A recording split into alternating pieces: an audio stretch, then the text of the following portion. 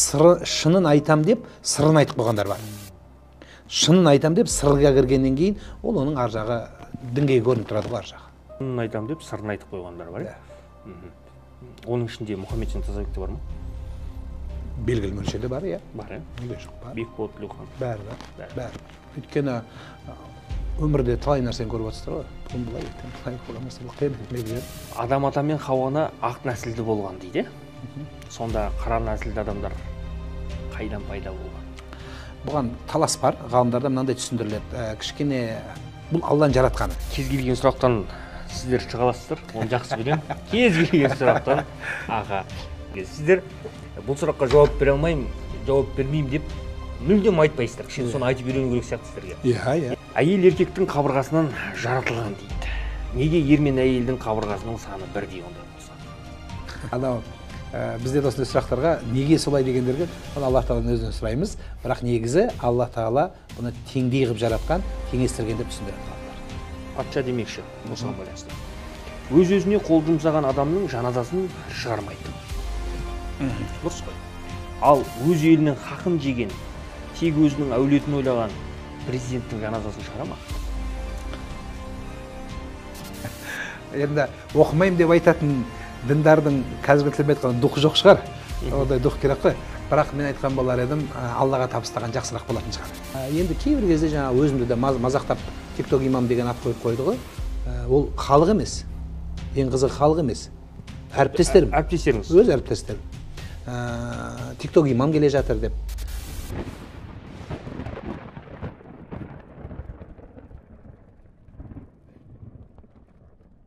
Аманат Драйв компаниясынан бақытты отбасы бағдарламасы тиімді ұсыныс. Енді көлік пен пәтер сатып алу жеңіл әрі қолжетімді. Пайызсыз, табысты растамаусыз, жас бойынша шектеулер жоқ. 5-10 жылға дейін бөліп төлеу. Бізде сенімді, қауіпсіз әрі жылдам құжаттың түпнұсқасы сіздің атыңызға рәсімделеді. Біздің кеңселерді өз қалаңыздан іздеңіз. Аманат Драйв, тұрғын үй мен көлік әр адамға. Армысыздар, уақыт көрсету бағдарламасының кезекті қонағы имам, дінтанушы, теолог, психолог Нұрлан Қажы Байжігітұлы. Аға, үйде гитара, барабан, инструменттер болса қаншалықты дұрыс дейді. Бір сондай бір сұрақтар тауып аласыздар да. Не болады? Ештеңе болмайды. Сіздер нағып осы тілменен боғауыз сөйлегенде сұрамайсыздар. Неге жалаңбаш, мысалы, сіздің суретіңізде, мысалы, аккаунтыңызды көріп тұрмын. Шашыңыз ашқан, неге шашымды ашып жүрсем не болады деп сұрамайсың сен. Барабан тұрса не болады? Барабан тұрса барабан болады. Гитара тұрса гитара болады. Басқа ештеңе болмайды. Бірақ сондай бір меліш үйде барабан тұрса періште кірмей қояды. Не как будто бір періштелермен күнде кездесіп жүргенде сөйлейсіздер да. Періштеге күнде көріп ассалаумағалейкум братан деп жүргендей. Бұл басқа нәрсе қалып қалғандай. Басқа нәрсе бітті ме деп сұрайтын. Үйде арақ тұр сенде, шампанский тұр сандықтасы тығылып. Үйде өсек бар, өтірік бар, ғайбат бар, зина бар, басқа күнә бар. Жоқ па оның бәрі. Өзіңізді шын жүректен көргеніме қуаныштымын. Өмір жасыңыз ұзақ болсын, аман болыңыз, сұхбатқа келісім бергеніңізде мың алғыс. Енді мен өз басым осы 3 жылдан асыпты сұхбат алып атқаныма. 200-ге жуық азаматтардан, азаматшалардан сұхбат алған екен. Бірақ Меркі ауданының тумасынан, өзімнің жерлесімнен алғашқы рет алып отырмыз. Бұл мен үшін бүгін бір ерекше күндердің бірі болып отыр. Достар, сөзімнің төркіні сіздерге түсінікті болсын. Нұрлан Қажы, бұл кісі де Меркі ауданының тумасы, 44-ші мектепте оқыған. Қателеспесем, дұрыс қой? Тапсалай. Жағдайыңыз, денсаулығыңыз, үй іші, мал жан бәрі аман дейсен ба? Шүкір, рахмет, Алла разы болсын. Қазіргі таңда мен, егер өзім қателеспесем, сіз осы Алматы облысында бір кішкентай бір Панфилов деген ауылдың имамысыз. Тапсалай. Солай ғой, о жақтағы қала ахуалдарыңыз қалай, жақсы ма? Бисмиллахир-рахманир-рахим. Құдайға шүкір, жақсы. Мешіттің үлкен кішісі болмайды. Шамамыз келгенше үлкен мешіт бола ма, кіші мешіт бола ма, Алланың үйінің бір қабырғасында халқымызға білім деңгейіміздің нәтижесінде, шамасымен үйренген нәтижесінде халыққа қызмет етіп жатырмыз. Мандай бір кішкене бір түсінбейтін тұстар бар да, сол жерге тоқталып кеткен дұрыс шығар, бірақ сіз шынайы жауап беруге тырысыңыз. бұл қалай деген сұрақ туады. Мысалға енді өзіңіз Шығыс Қазақстан облысының бас имамы болдыңыз, Қарағанды облысының бас имамы болдыңыз, Ақтөбе облысының бас имамы болдыңыз. Ақтөбе облысында сіз келген жылдары мына түрлі ағымға кіріп кеткен азаматтардың бетін қайтару үрдісін өзіңіз бастап жүргіздіңіз. Ойбай, мен өмірден шаршап кеттім, бұндай кредит төлей алмаймын, болды өмір сүрмеймін деген бағанағы өз-өзіне қол салып жатқан әйелдердің өмірлеріне араша түсіп, әйтеуір олардың бүгінгі таңда сіздің арқаңызда аман жүр десек те болады сол кезде. Сондай азамат елдің алды болып жүрген. Топ ететті Алматы облысында кішкентай ауылдың имамы болып қалады. Мысалға былай қарайықшы. Шығыс Қазақстан облысының әкімі Даниал Ахметті қазір алып кеп, мына Шымалғандағы болмаса IT округінің әкімі қылғанмен тең ғой. Болмаса мына Қарағанды облысының әкімі кеше Астананың әкімі болып отыр ғой. Соны алып кеп, мына Еңбекшіқазақ ауданының әкімі қылғанмен тең бе? Былай қарасақ. Осындай статустағы азаматты енді бұл күлкілі нәрсе емес пе? Неге сіздің сағыңызды сындырғылар келе ме, әлде неге біреуге жақпай қалдыңыз өзіңіз? Енді әлбетте саясат бар, ол анық. Енді ол айтылуға болатын, айтылуға болмайтын саясаттар бар шығар. Маған жеткен жетпегені сол кездегі адамдардың, билік басындағы адамдарға жақпайтын сөздер айтылғаны рас мен тарапынан, ол интернетте де тұр. Үкімет сұралу туралы тағы басқа бір-екі сөздер өткен рас менен. Өйткені қызу барысында, мүмкін елді бірлікке шақыру барысында айтылған шығар. Енді ол бір-екі адамдарға жақпай қалуы мүмкін. Солай болды да. Содан кейін арада біраз уақыт қызметсізде қалған уақытым болды. Сонымен өзім сұранып, енді менің ішіп жеп қойған ештеңем жоқ. Мен жіберіңіздер десем, бір кішігірім ауылға барасыз ба деп бәрі күліп, барам деді. Барам. Кімді күлді? Енді сол қызмет берген кісілердің біразы барасыз ба не деді. Ешкім сенген жоқ мен баратыныма. Мен барам дедім. Сонымен қызметке барып, маған кішкентай бір мешіт, бір отыратын мінбер, алдымда бір жамағат болса болды деп. Алдын ол жерде жамағат та жоқ еді басында. Жаңадан сол күні ашылған мешіт өзі. Содан басына салған жігіттер бір дұрыс осы мешіттің жұмыстарын алып кететін бір имам беріңізші деген екен. Сонымен бәрі таңғалды. Айтқандай, сонымен сол жерде істеп жатырмын, ешқандай мәселе жоқ. Халықтың өзі Алла тағала пендені жоғарыдан көтере ме, төменнен көтере ме, ол Құдайдың қолында екен ғой. Көп оқып шығып та аты шықпа жүргендер бар шығар. Мүмкін менің ондай енді анау ондай нем болмаса да Алла тағала көтерем десе өз пендені қалаған жерден көтере береді екен. Ешқандай мәселе жоқ. Жоқ, сіз өзіңіз түсірмеңіз. Бүгінгі таңда МГУ-дың мен қателеспесем несін оқып тәмамдадыңыз, сіз жуырда. Магистратурасы. Одан артық не керек? Мына тұсқа келейікші. Бұл сұрақ көрермендерге де қызық болады деп ойлаймын. Сіз қай сөзіңізден жақпай қалдыңыз сонда? Енді көп қой, уағыз болғанда қызу барысында мүмкін айтылған шығар. Мен бірнеше сөздер бар, бірақ маған жеткені жаңағы неге үкімет сұралады деп айтқан. Одан кейін неге қалай? Үкімет сұралады деп. Үкімет Құдайдың алдында сұралады, басшылар Құдайдың алдында сұралады. Соның ішінен нақты мынау адамды сұралады деп айтқан жерім болған. Кімдер олар дейсің бе? Енді өткен басшылық. Басшылар, мемлекетіміздің басшылары. Назарбаевтың енді сол мағынада нәрселер ғой. Ол жерде кімдер бар? Жоқ, жалпы сұралады, кім болса да. Кеткен нәрсе ғой. Кім болса да сұралады. Қандай деңгейде болсаң да сұраласың Алланың алдында. Көшеде қойшы болсаң да сұраласың, және мемлекет басқарсаң да сұраласың. Демек сізге былай сұрақ қойды ғой, мысалға, сіз Шығыс Қазақстанның бас имамы болып тұрған кезде Бердібек Сапарбаев сұрала ма ертең деген сияқты? Жоқ, ешкім сұралған жоқ. Мен анау уағыз айтылған кезде сондай сөз өтіп кеткен екен. Одан кейін бізде кейбір кезде мынау жетекке жүретін болу керек. Менің кішкене мынау мінездігім шығар, мүмкін қиқарлық деп те айта аламын ба, кішкене ондайға қаламаймын да. Мынау бүйтіп жүресің, мынаны айтасың, мынаны айтпайсың деген сияқты саясат болды бір уақыттарда. Осыны айту керек, мынаға дейін айтпау керек. Мен өзі жетекке жүрмегеннен кейін ба, жетек деген ит ауға жармайды дегеннен кейін ба, сол кішкене сондай мәселелер болды. Ол дұрыс та шығар деп ойлаймын. Өйткені әркім білген айтып кете берсе біздің мемлекетте хаос болады ғой. Сондықтан, бірақ кейбір мәселеде мен келіспеген өзім тұстарым болды. Сондықтан сол мағынада айтылған сөздер болды, өз тарапыма жетті де ол. Кейінірек болмаса болмасын деді, енді Аллах Тағала қаласа қай жерден болса да көреміз ғой деп кете бардық, болды, ешқандай мәселе жоқ. Түсінікті. Енді мына жағына қарайықшы, мысалға. Кеше қаңтар оқиғасы болған кезде кімнің кім екенін көрдік. Барлығы әсіресе мына осындай бір елдің алдында жүрген, кәдімгідей 1 миллионнан астам подписчигі бар, енді бүгінгі таңда сол подписчикпен өлшенетін болды ғой енді әлеуметтік желіде. Сондай азаматтар ініне кірген борсық сияқты ін жоқ болып кетті. Кейбіреулері Қазақстаннан жырақта жүр қазір.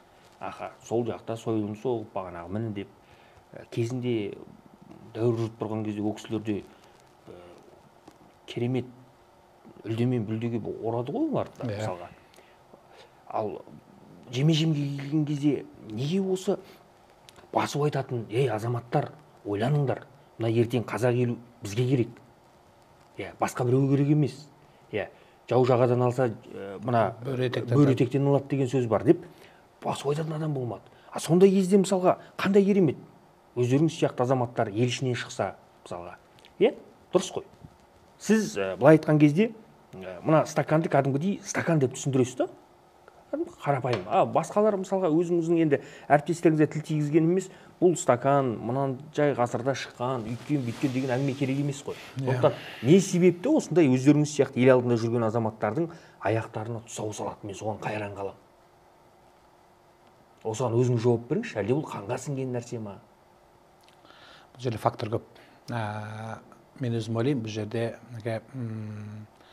біріншісі бұл дін үлкен құрал. Осыны түсіну керек. Имам алдында отырған жамағатты оңға да бұра алады, беделі болса, солға да бұра алады. Тұр кеттік деп те айта алады. Сондықтан белгілі бір мөлшерде әсері болу керек шығар, бұл біріншіден. Екіншіден, бұл жерде бізде лидер жоқ. Лидер, дін жағынан лидер жоқ. Бүгінгі дейін қоғам әлі тәрбиелеп шыққан жоқ. Бізде бөлініп кеткен шәкірттер, ұстаздар бар, мынаның тыңдайтын ұстазы, мынаның өзінің шәкірті, мынаның жамағаты деген сияқты осындай түсінік бар. Бұл дұрыс нәрсе емес негізі. Одан кейін бүгін тыңдайды, ертең ананы даттайды, бір жерден қателесіп қалсаң үстіне көміп тастайды сені. Бұл дұрыс нәрсе емес. Мен өзім ойлаймын, дін жағынан емес, ұлттық жанашыр жағынан, патриоттық жағынан мүмкін лидер болу керек шығар. Міне керемет. Дінді алдыға қойсақ, біз жаңа мен айтқандай, онда біз басқа сенім, наным, мүмкін басқа нәрсені құрметтеп жүрген, тіпті атеистердің өзін. Онда біз аяққа таптап тастаймыз, онда тек қана менікі дұрыс. Өзі экстремизм қай жерде басталады? Тек қана менікі ғана дұрыс, біздікі ғана дұрыс. Қаздауыста Қазбек би атамыз айтады ғой, суды терең деме, таяқты малып көр, менікі дұрыс деме, көпшілікке салып көр дейді. Көпшілік артыңнан лесе ма? Халық сені лидер деп қабылдай ма? Мен космонавтпын деп көкірек тұра бергеннен ұшып кетпейтін шығарсың. Халық қой мұнда көтеретін. Одан кейін сол халық артынан лестіре біле ма деген мәселе бар. Сондықтан осы нәрселер бірге жиналу керек. Біз осы өткен 30 жылда осындай адамдарды әлі іріктей алмағанымыз. Мүмкін бар шығар көрінбей жүргені. Бар деп есептеймін, бірақ соны іріктелмегендігі әлі. Одан кейін кішкене бізде жалтақтық бар. Мынау не деп қояды екен, мынаған жағайын ба, одан кейін мынаған барса кішкене дұрысырақ оқиын ба, осыған бір анау менікі дұрыс па десе, деп қояды. Енді болмайды, дұрыс па десе, дұрыс емес екен деп қойсаң, жүзіне қарасаң, қызметіне қарасаң, сонда бұл ақиқат болмай қалады ғой. Осыны көргеннен кейін де мына ақымақ шынын айтам деп сырын айтып қойғандар бар. Шынын айтам деп сырға кіргеннен кейін ол оның ар жағы дінге көрініп тұрады ғой ар жағы. Дұрыс. Шынын айтам деп сырын айтып қойғандар бар. Оның ішінде Мұхаммед Тазабек те бар ма? Белгілі мөлшерде бар, иә. Бар, иә? Неге жоқ, бар. Бекболат Тілеухан. Бәрі. Өйткені өмірде талай нәрсені көріп отырсыздар ғой. Бүгін былай, ертең былай болған нәрсе, бұл қиямет белгілері. Ол кісінің бір сөзі бар емес па? Мен адастым, мен енді түзелем деген сияқты айтқан, ол да бар, иә? Иә, жақсы. Сіздің кішкене сәл бір көңіліңізге көтерейін. Осы әлеуметтік желідегі қарапайым тілмен қарапайым сұраққа жауап бергеніңізге елдің бәрі тәнті болды. Мысалға, жауап берсе осы күнге дейін қайда қалды? Көкем-ау, діни басқармада қанша адам бар? 2000 адам бар ма? Мыңнан асып шығар, дұрыс емес пе? Мыңнан аса адам бар, имам бар. Қайда қалды? Біреуі солай жауап бере алмады ғой. Барлығы енді мен айтқан сөздеріне тоқталмай қояйын жалпы. Сыйыңыз арта берсін. Енді мына жағына келейікші. Сондай сіздің тұсыңызды бүгінгі таңда көре алмай жатқан адамдар бар екен. Қазіргі таңда артыңыздан кәдімгі бір ит салып, бағанағы телефоннан ескертіп, оның арты қалай болады мұраға? Ондайдан өттік қой.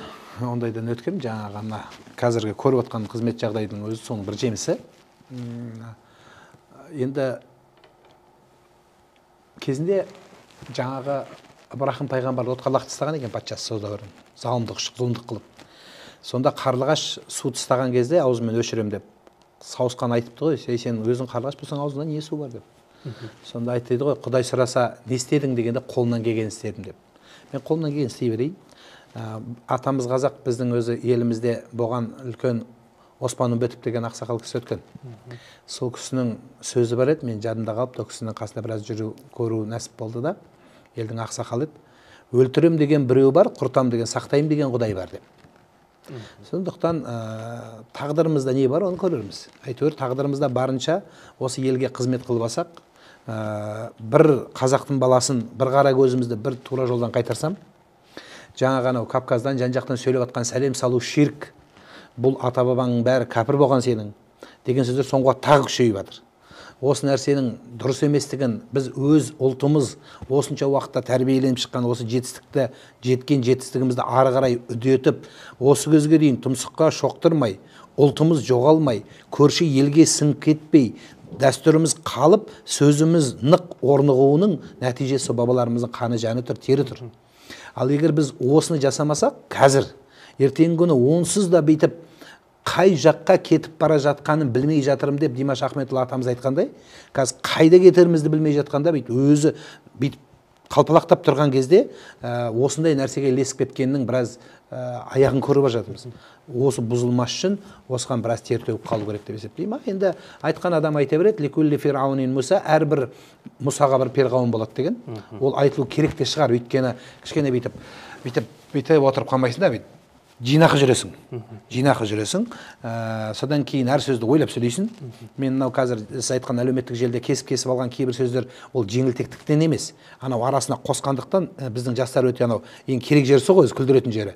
Сондықтан анау сөз жерін салған кезде бұл сөз мағынасы басқа өзгеріп кетіп жатыр да, бірақ негізі оның түбінде протрузия ғана емес, ол жерде келінік ол біздің дәстүр, біздің ұлттық қағида, ата-бабаны құрметтеу, үлкенді сыйлау, ертең сенің өсіп келе жатқан үрім бұтағын сенен сыйлау, оның түбінде көп философия жатыр. Енді соны бүйтіп айландырып алып келгенімше, бірінші бетін бері қарату керек болып тұр да, протрузия болмайсың.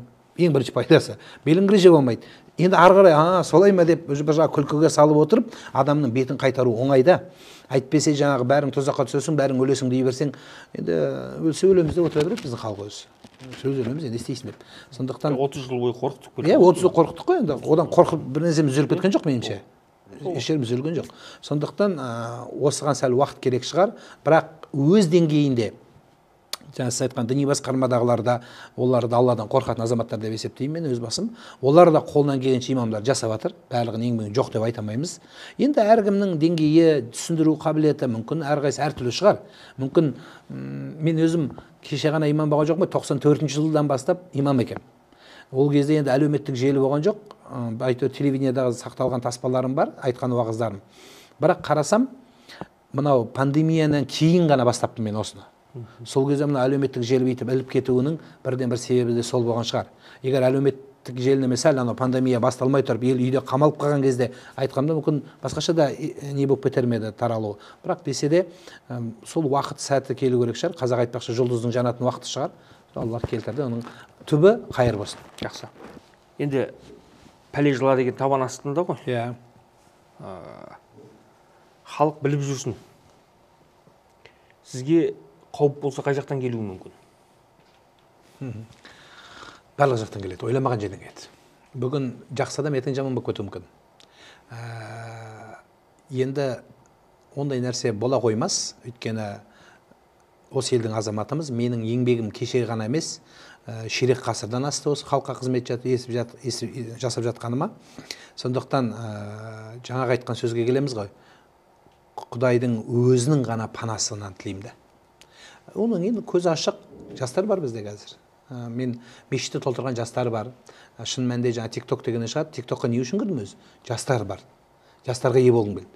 Өйткені ұятсыз нәрселер көбейіп кетті сол жерде. Анасының бетіне торт тұрып жатқандар көбейді. Амилай деген көбейді. Ханата деген шықты. Оны біреу емес, екі емес, қаншама жастардың аузынан еститін болдым. Енді соларға біреу қой деп қайтаратын адам керек болды ғой. Кейбір бір уақытта TikTokқа кірмесін дегенде бұйрық шыққан. Ол жаман шайтан, оған жолығуға болмайды. Енді жолығуға болмайтын шығар енді, бірақ біреу сол жақта да еңбек ету керек қой. Оларды да қайтару керек деп, сонда өзім тоқтамға келіп, енді кейбір кезде жаңа өзімді де мазақтап TikTok имам деген ат қойып қойды ғой. Ол халық емес. Ең қызығы халық емес. Әріптестерім. Әріптестеріңіз. Өз әріптестерім. TikTok имам келе жатыр деп. Тіпті өз араларында да естеймін. Ақсақалдар, ана бәленбай имам танисың ба десе, күліп, TikTok имам ба деп. Соны сол кісі өзі айтып тастадым дейді. Сіз ұялмайсыз ба, сенің әріптесің ғой? Сен осы жерде отырсаң, ол тамақтың үстінде отырсың, ол экранның алдында отырып, тамақ ішпей уағыз айтып отыр деп айтып үндемей қалды дейді. Неге сен сонда сөйтесің деп өзін айттым дейді. Сөйткенде үндемей қалды дейді. Ол енді адамның өзінің деңгейі сол болса, оған айт, не айтпаны деген сөз ғой. Жақсы. Осы эфирді бас мүфтиіміз Наурызбай Қажы Тағанұлының көретініне мен бек сенемін. Ол кісіден сұхбат алғанда да эфиріңіз шама келгенше қарап тұрам деп өзі айтқан еді. Құрметті Наурызбай Қажы Тағанұлы, енді бұл менің өзімнің жеке сұрауым деп айта алмаймын. Осындай қазақтың маңдайына біткен ұлын енді сонау бір Панфилов ауылында имам болып жүруі біздің ол қазақылығымызға сәл жаттау болады. Және көзі ашық, көкірегі ояу, облыста бас имам болған қаншама жыл сондай азаматты сондай жерге апарып тығып қою, ол меніңше ұят нәрсе. Сондықтан өзіңіз қолға аласыз деген ниеттемін. Бір жерлесім болғаннан кейін мен бүйрегім бұрып жатқан емес. Мен сіздің орныңызда қандай азамат болмасын, мен егер істеген ісі дұрыс болса, мен осы сөзді айтуға дайынмын. Алла разы болсын. Ол кісі Хазіретпен ортамыз жақсы. Алла разы болсын. Осы жуырда ғана мен кездесіп сөйлестім. Өзі де сұрады. Өзі қазір айтып отырмын ғой, қай жерде болса да ризамын. Үлкен мен жердің үлкендей, мен енді ол этаптың бәрінен өттім, Құдайға шүкір. Сондықтан айтқан болар едім, Хазіретпен ортамыз дұрыс. Ол кісі қолынан келген еңбегін жасап жатыр. Біраз әріптес болдық. Қарағанды облысында ол кісі имам болғанда, мен сол Жезқазған облысында бас имам болдым. Жақсы, ол үзеңгілес келе жатқан нағыз бауырымыз. Сол бұрынғының қазақ айтпақшы көне көздердің бірі. Алла разы болсын ол кісіге де. Десе де сіздің бауырмашылығыңызға рахмет. Рахмет. Машалла емес, Құдай қаласа деп айтуымыз керек дедіңіз. Ифтар емес, ауызашар деп айтуымыз керек дедіңіз. Астағфиралла емес, Құдай сақтасын деп айтуымыз керек дедіңіз. Енді осы сөздерді 30 жыл бойы елімізде неге бір имам айта алмады? Кімнен қорықты? Қорықты деп айтамаймын енді. Мүмкін бізге өзі таңсық болды ғой. Мұндаға дейін шетелде оқып келгендерге біз табына қарадық. Египеттен келдім, Меккеден келдім десе, біз өз қанымыз сондай ғой. Бір жақтан мазар басып келді, анау жақтан келді десе, анау Меккеден келгендерге аяғының астына кілем төсеп, ақ мата төсеп, аяғы қолын сүйіп шығарып салған елміз, күлік тұпаған елміз біз өз. Біздің өз қанымызда бар бұл нәрсе. Бұхара бастым десе, орнынан тұрған елміз. Сондықтан ол нәрсе енді төменде қалды деп айтпаймын, бірақ біздің елде, өзіміздің елде оқыған, біздің халықтың рухын, жәнін, тәнін түсінген адам ғана осыған күйі керек деп есептеймін. Шетелге жіберу үшін әбден пісіріп, кеше мен бір студент баламен осы сөйлестім өзім. Ол ойлады, менен бір нәрсе сұрайды деп. Мен айттым, сен қай руың кім дедім. Руын айтты. Шымырдың баласымын деді. Шымырдың қай атасының баласысың дедім. Құлый атаның баласымын деді. Құлыйдан төмен қарай қанша баласы бар деп сұрадым. Білмейді. Неге білмейсің? Нешінші атаң деп едім, 10 атам деді. 10 атаң болса 10 атаға дейін, 7 атаға дейін. Несі баласы бірі? Осыдан, мен өзім ойлаймын, осыдан бастау керек. Бірінші руды тарқату керек. Кезінде имам Шафиғи деген үлкен ғұлама өткен, 4 мазхабтың біреуінің негізін қалаған ол кісі. Сол кісінің сөзі бар: мен өзімнің елім тұрмақ көрші ауылдардың барлығының 7 атасы емес 10 атасына дейін тарқатып бере аламын деген, бүкіл адамның деген. Сондықтан әсіресе имамдарымыз, енді бұл енді бұрыннан келе жатқандар енді әккі болмаса да жобалап қалды, бірақ кейінгі келе жатқан студенттер мынау 7 атасын білген ол 7 жұрттың қамын жейді деп бекер айтылмаған сөз ол. Ол Мұхаммед пайғамбарымыз саллаллаху алейхи вассалам 7 атасын білетін шығар, мен ризамын оған, жақсы, бірақ өз атамыз қайда қалады? Неге біз өз атамызды тарқатып бере алмаймыз? Және ол тек қана Сұлтан Мараттың баласы, Марат Қанаттың баласы, Қанат Оспанның баласы деген сөзбен бітпейді ол. Оның қанша баласы бар, одан қаншама тұқым тарады, олармен сен араласасың ба деген сөз осы жерден туындау керек. Қаншалық мен ағайын осыдан шығады. Құр жаттап ал, мен бәлен баласы. Жоқ, соның несе баласы болсақ, сонда біз ел боламыз. Өзі діннің өзі тек қана қара басыңды көтермейді. Біз демейді ғой, мынау мен осыдан біраз уақыт мына кластастар туралы айтқам. Бізде кластастарды қатты қуалап кетіп, құда жекжат, бай бақуаттылардың артына түсіп, шашпауын көтеріп, бауырларының ағайындары менсімей кеттік.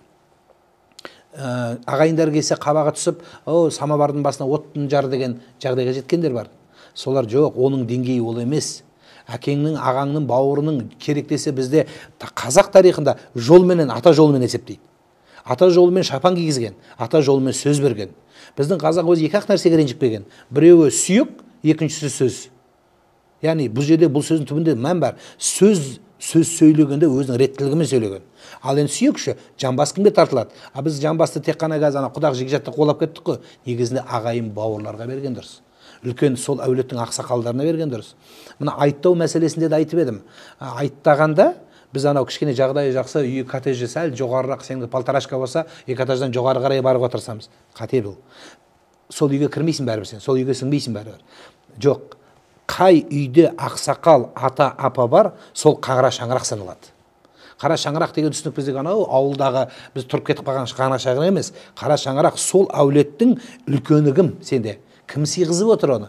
Сіз мықты болыңыз, бірақ бір кемпір, бір шал сенің үйіңе сыймаса, несі қара шаңырақ сен? Үйден қуып жіберсең, қыздың үйіне, қазір көп біздің аналарымыз қыздың қолына паналап кеткен. Көп ондай. Балаға сыймайды, баладан келіннен батамайды. Содан кейін кімнің қолына кетті? Қыздың қолына кетті. Күйеу бала жақсы болды. Сол үшін айтқан болар едім, сол қара шаңырақты таратып, біз ағайындарымызды, үлкендерімізді құрметтесек, 7 атасын біліп, жаңағы өзіміздің, мағанда жаңа ат қойып беріңіз дейді. Адам білмеген Ибн Әлдарды қою керек. Күшті сахабалар айналып кетейін, ол сахабаларға тіл жоқ, сөз жоқ. Бірақ біздің аталарымыз Саад ибни Әби Уаққас деген сахабаны Саад ибн деп ибндарын қоспай-ақ Саад Уаққас деп қойған. Мұхаммед дегенге келмей Махамбет деп қойған. Мынау іргедегі өзбектер Ешмәт, Тәшмәт, Мәмәттің бәрі Мұхаммед сол. Неге олар кәпір болып кеткен жоқ? Неге олар мәтпен-ақ өмір сүріп жатыр? Ал біз болсақ, сөздерді өзгертіп, таза араб болғысы келмей, бола алмайсың. Пайғамбар араб бол деген жоқ, бізге қазақ бол деді. Сол үшін ат қоям дегендерге айтам, Зере анамыздың атын қой, Айшолпан анамыздың атын қой, Күнімжан апамыздың атын қой. Неге Бопа анамыздың атын қой, неге қой қоймайды? Сондықтан өзін құрдымға сүйреген адамдардың талпынысы осы болады. Бір жігіт Абдулқадир Абдул-Аффар деп қоям деді маған. Мен айттым, тура осы аттың иесі болған күшті адамның атын айтайын ба дедім. Кімді қоясыз деді?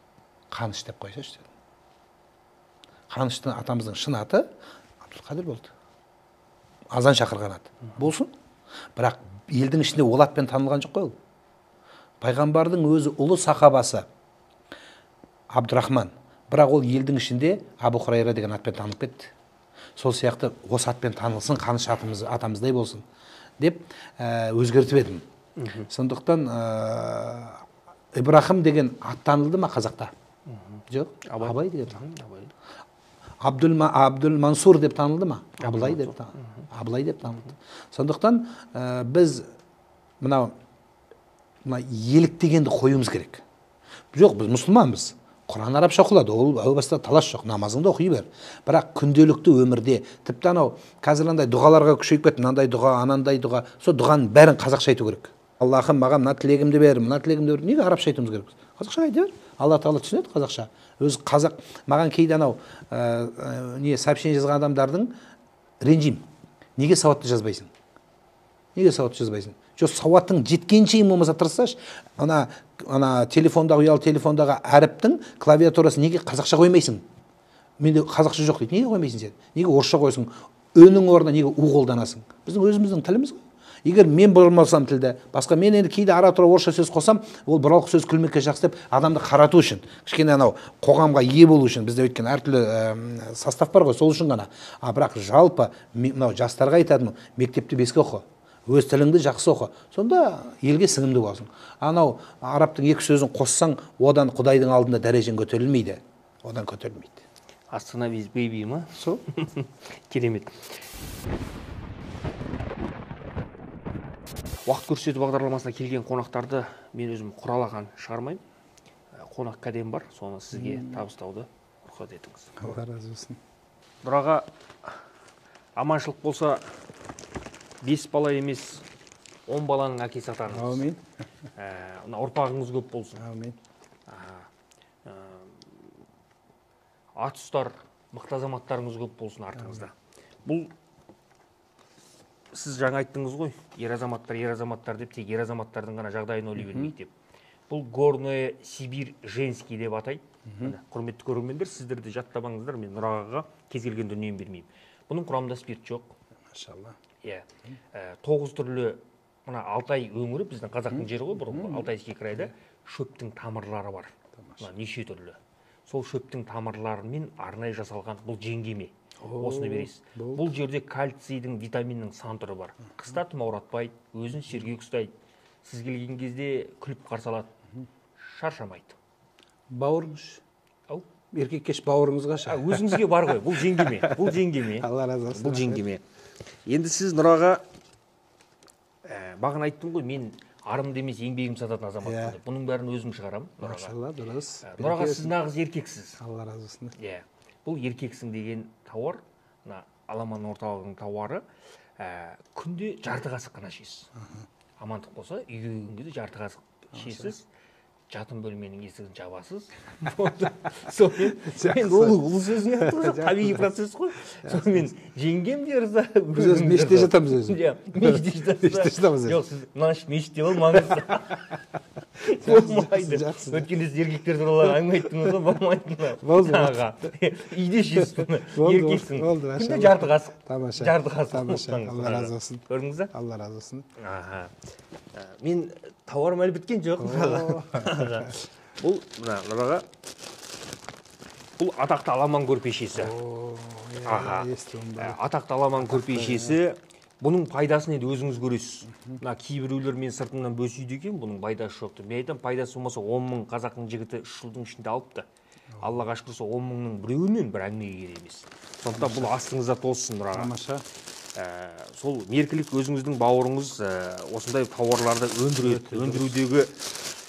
өндірудегі менің мақсатым еріктенен өндірмеймін. Менің өндірудегі мақсатым елге пайдам тисе. Қазақтың мына азаматтарының түнгі тақымы мықты болса, түнде дауыс шықпаған әйелдің күндіз қатты дауысы шығады дейді. Өзіңіз білесіз. Астыңыз көтеріңіз. Жоқ, ол сөзіңе атты жоқ. Отырып көріңізші. Hadi bismillah. Al көрейік. Атқа мінгенде ары бері қимылдап отырасыз. Бірақ қимылдау керек. Ары бері еркін қимыл. Былай отыра бермеңіз. Ары бері қимылдап отырыңыз. Жайдақ мінген еліміз атты бізде. Бұл ұят нәрсе емес. Ал құрметті достар, жақсы күндерде жүздесейік, аман болыңыздар, деніміз сау болсын. Енді осындай Нұрағамызға сұрақтар қойды деп мені сөкпеңіздер, осындай сыйлық берді деп те нетпеңіздер. Бұл отандық өнім. Төмендегі нөмірге хабарласып сіздерде тапсырыс беріңіздер. Қазақстан бойынша біз ең сапалы және де бағасы қол жетімді тауардың. Сондай тауарларды өндіреміз, сатамыз. Небәрі 10 мың теңгеге дейін кез келген тауардың түрі. Сол біз енді арасында осындай кішігірім жарнама жасаймыз. Мемлекеттен осы күнге дейін тендерға қатыспағам, бір тиын сұрамағам.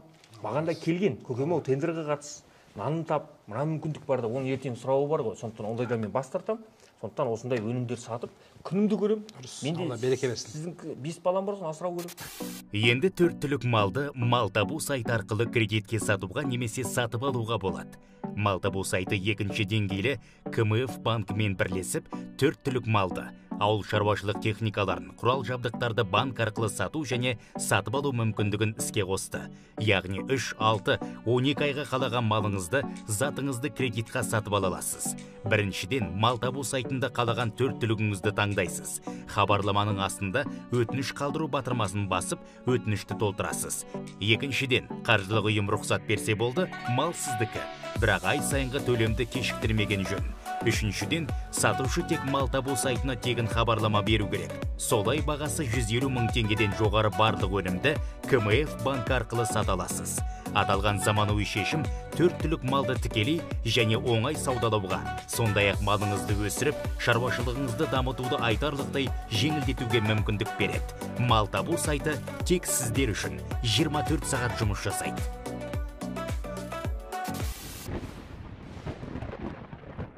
Енді мен сәл тақырыпты бұрайын. Бұрыңыз. Әйел еркектің қабырғасынан жаратылған дейді. Неге ер мен әйелдің қабырғасының саны бірдей ондай болса?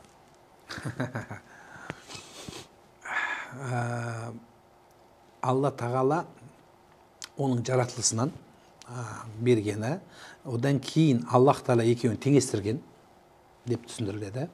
Құдай тағала еркекті қанша көтерсе де, кейбір мәселеде әйел жоғары тұратын жерлер бар, және әйел еркекпен құқықта тең жерлері бар. Бұл Алла тағаланың құдіреті жететін еді, бастан жаратуға, аяқтан жаратуға, бірақ қабырға жүректің астындағы ең қисық қабырғадан жаратылды. Содан кейін Аллах тағала теңегені болады. Өмірлік тірлікте екеуің теңсің деген мағына. Бірақ еркек бағу керек шығар. Енді нақты кейбір сұрақтарға, бізде де осындай сұрақтарға неге солай дегендерге, оны Аллах тағаланың өзінен сұраймыз. Бірақ негізі Аллах тағала бұны теңдей қылып жаратқан, теңестірген деп түсіндіреді ғалымдар. Біз қазақта 1 сағат төмен тұру керек дейміз ғой. Дұрыс. Өзінің орны болады. Ұятта, арда, бала тәрбиесінде, бірақ төмен тұру керек деген сөз әйелді қорлау деген сөз емес. Жоқ, мәселе қорлау емес. Жоқ, енді бағанағы азаннан кешке дейін қайдасың, не істеп жүрсің, кіммен жүрсің, фото отчет жібер деп, ондай деңгейде. Жоқ, ол ондай талап ететін бар ғой. Мен өзім ойлаймын, бұл әйелдің кінәсі емес. Бұл еркектің өзінің кінәсі. Атамыз қазақ сондай болмас үшін әйелді басынан деген, баланы жасынан деген. Ол басынан джентльмен болады ғой. Өз отчет бере бастайды. Мен мында болдым, ана ыстық кездерінде. Содан бара-бара суиды, бала шығады, проблема шығады. Содан кейін кетшей өзім білем деген сөзге жетеді. Адам жақсыға тез үйренеді ғой. Отчетқа тез үйренеді, комфортқа тез үйренеді. Содан кейін еркек өзгергеннен кейін басталды, маған суыды деген сөз осылай жасау үшін басынан. Адам ата мен Хауаны ақ нәсілді болған дейді. Сонда қара нәсілді адамдар қайдан пайда болған? Бұған талас бар. Ғалымдарда мынандай түсіндіріледі. Кішкене бұл Алланың жаратқаны. Егер біз оны қисса кітабында келеді бұл нәрсе, ашықтан жима дейді, қарым-қатынас жасалды дейді. Ешік елдің алды. Содан Алла қарайтты деген бір сөз келеді, бірақ ол әлсіз сөз. Неге үйген үйтетін болсақ, біз қара нәсілділерге тіл тиген болады. Алла тағаланың алдында қара нәсілді Құдайға жағымды ма? Жоқ, ақ нәсілді Құдайға жағымды ма? Ол Алла біледі. Тіпті арабтардың өзін пайғамбар ең соңғы уада хутбасына басып кеткен. Арабтың араб еместен артықшылығы жоқ деген. Сол үшін бұл Аллах тағала тану үшін, Құранда былай келеді. Сендерді тануларың үшін ұлттарға, ұлыстарға, руларға бөлдім дейді. Білуіміз керек. Әр адам өз шыққан тегін жерін білу керек. Бірақ бөлінбеу керек одан. Мәселе сода. Демек, қара нәсілділер Алланың жаратқаны. Алланың жаратқаны. Егер адам ата мен Хауаны ақ нәсілді болса, қалай жаратылады деген олар? Алланың жаратқаны. Алланың құдіретінен даун деген ауру шығып жатыр. Хромосомалар бірдей шыққаннан, қанша жаста болсаңыз да, қандай ұлттың, қандай нәсілді болсаңыз да, түріңіз бірдей түрге айналып кетеді. Даун деген ауру бәрі біледі. Неге болады бұл? Бұл Құдайдың құдіреті емегенде не? Сап-сау адамнан кезінде 1000 әйел алам деп жүгірген Сүлеймен пайғамбардан әрқайсынан бір күнде 100 әйеліме кіріп шығамда 100 әскер ұл бала туғызам дегеннен қолы жоқ, аяғы жоқ туылды сондай кісіден. Бұл Алланың құдіреті. Әр семьяда әртүрлі туылады. Ол ешкім жаман болсын демейді, бірақ ол Алланың құдіреті. Рахмет сізге. Христиан дінінде адам Құдайдың баласы дейді. Ал исламда адамзат баласы Құдайдың құлы дейді. Неге? Құлы деген сөз жарат иесі деген сөз да. Алла тағала пендені жараттым дегеннен кейін біз құлдық мақсатта иемізге тәуелді екендігіміздің іспетін көрсету үшін. Біз бәріміз уа илайхи туржаун, бәрін қайтасыңдар иесіне дейді. Маған қайтасыңдар дейді. Енді өлмесек қайда кетеміз? Ата бабамыз қайда кетті? Сол қайтушымыз. Сондықтан бұл бір жағы, бұның түбінде үлкен философия бар. Қандай философия? Алла пенде өзінің кім екенін, қайдан келгенін, қайда тұрғанын және қайда барып тоқтайтынын біліп, тәкаппарланып, елден жырағыланып бөлектенбеу үшін. Кезінде бір патша бүйтіп көшені қырып келе жатқанда, бір бала жолдан қашпай қойыпты. Сөйтсе, не, мен танымайсың ба не деген? Таныдым депті. Не десе? Қазір осы тұрғанда қарныңда 2 килограмм нәжіс бар депті. Сенің шыққан жерінен мен де шықтым, екеуміз бірге баратын жеріміз біреу деген екен. Сондықтан бұл Алланың құдіреті. Патша демекші осыған байланысты. Өз-өзіне қол жұмсаған адамның жаназасын шығармайды. Дұрыс қой. Ал өз елінің хақын жеген, тек өзінің әулетін ойлаған президенттің жаназасын шығара ма? Мынандай түсінік бар. Омар деген патша өткен ғой. Сол Омар айтыпты. Бір жерде отырса, біреу кіріп кепті бір жараны. Ей патшам депті. Адам ұрлық қылса Құрандағы үкімі не депті. Ұрлықтың құны 5 грамм алтыннан асатын болса, оның оң қолы білектен кесіледі деген екен. Құранның бұйрығымен. Және ол үйдің ішінде тонап сондай істесе. Ол мұқтаждықпен ұрласа не болады деген екен. Күні соған түсіп тұрған ұрласа. Онда сол елін, сол жаранын, сол азаматын сондай бейшара халға түсірген патшаның қолын, мен қолым десіңдер деп айтқан екен. Патшаның қолы деседі. Бұл бір ма? Екіншісі, Алланың алдында ең жоғарғы дәрежеге ие имамул әділ, әділ патша деп айтылады. Әділ патша. Екіншісі, өз-өзін өлтірген адамға жаназа оқылады. Оқылмайды дейді. Оқылмайды деген себебі бір уақытта осындай суицид жағдай көбейіп кеткен. Сол кезде ғалымдар жиналып, мынаны оқымаймыз деп қорқытсақ, халық бұл нәрседен қайтады деп, мынау Түркияда үлкен көпір бар, Босфор көпірі, Европа мен Азияны жалғаған. Сол көпірде мынандай камералар қойып қояды екен, күніне 10-15 адам өліп тұрады екен. Кәдімгі келеді, кризисте қалған адам секіре береді екен. Содан кейін сол жерде муфтилер, ғалымдар жиналып, біз неге бұны реклама жасаймыз? Күніне неге бұның санын жинаймыз біз? Қой, бұны көрсетпей-ақ қояйық деген кезде бірден төменге түсіп кеткен екен. Екінші жағдай ма? Мұхаммед пайғамбар өзі оқыды ма деген сұрақ туады. Өзі оқыған жоқ, бірақ айтты, біреулерің оқып қойыңдар деді. Яғни жаназасы кетпесін мұсылман бала. Оның тап сол өлім аузында қандай күйде екенін ешкім білмейді. Ол әлбетте ол ақтау емес. Бірақ анау кейбір адамдар сондай қорлық көріп, жанұясынан ашынғандықтан, мүмкін ақыл айтатын адам болмағандықтан, сырын ақтаратын, көңілін жеткізетін адам таба алмағандықтан сондай ең соңғы халге баратын шығар, өз-өзін жұмсау. Бірақ ол жанкештілік бәрібір қолданбайды шариғатта. Күнә болып есептелінеді. Ол хадистерде дауыр айтылады. Бірақ патша ұрлық, патшадан былай есептейді, былай айтылады. Кімнің жаназасы оқылмайды? Бірінші соған тоқталайық. Біріншісі өз еркімен мұсылман дінінен бас тартқан, мұртат деп айтылады. Екіншісі ұрлықтың үстінде өлген. Осы жерге сіз айтқан мәселеге осы үкімге келеді. Мысалы, бір адам ұрлықты, бәрі білеміз, ол ұрлықшы, тонаушы, халық тонаған дейік, сондай дейік. Бұл үйінде жатып өлсе, жаназа оқыла береді. Орыстардың бір сөзі бар, не пойма, не вор деген. Егер тап қылмыстың үстінде тонап жатып өлсе, қайдан білеміз біз қылмыстың үстінде өлгенін? Ұсталады ғой. Мысалы, мен өзімде сондай болды. Айтып берейін. Бір жігіт жаназа шығарып бересіз бе деп келді. Сұралым, неден өлді? Тоғырып өлді деді. Қалай тоғырып өлді? Резетка қолын тықтым, жоқ дейді. Трансформатор, электрик пе дедім? Жоқ дейді. Осыдан көп жыл өтті. Трансформатордан ағып жүрдім. Не ұрлауға барған, ішіндегі мысты ұрлауға барған. Айттым, ұрлық істеп жатқан адамның жаназасы оқылмайды. Қалай деп шулап кетті. Жоқ, оқылмайды. Ренжімеңіздер, басқа имамға барамыз. Мен сұрап білдім, бұның жаназасы оқылмайды деп, оны кейін басқа аулаға кетті. Екінші, бір үйге тонауға қарақшылар кіріп, анау есігі бір байдың үйіне. Ағылшын құлып екен, сыртынан ашпаса, ішін ашылмай қалады екен. Содан не керек? Жаңағы 2-3 қашып үлгереді, бір жігіт қалып қояды. Үйдегі қалған бауырлары біздің Меркі ауданында болған оқиға. Біздің Меркі ауданында болған оқиға. Сонымен жаңа қалып қалғанға бәрі жабылып, үйіндегі адамдар өлтіріп қойды соны. Соның жаназасы оқылмайды. Кім екені кейін маскасы шешілді ғой. Бірақ адамдар сотталды ғой, өлтірген адамдар. Олар сотталды. Көрдіңіз бе? Иә, олар сотталды. Әділетсіздік, дұрыс. Бірақ бұл жерде қай статьямен сотталды бұлар? Қай баппен? асыра қорғануды асыра шектен кетіру. Енді оны өлтіруге болмайды, енді мүмкін қолын байлап, аяғын байлап, басқа бір нәрсе істеу керек. Басынғаннан кейін енді амалдың жоғынан барып. Иә, ол да енді анасын қорлап басқасы қылды. Десе де, бұл яғни сол бала өлді ғой, енді мәселесі бұл жерде сол қылмыстың үстінде өлді ол. Оның жаназасы оқылмайды. Қылмыстың үстінде өлген. Ал енді сіз айтқан мәселеде уақыт көрсетеді деп айтқандар шығар. Демек, елін тонаған, өзінің тек қана әулетін ғана ойлаған, бағанағы сондай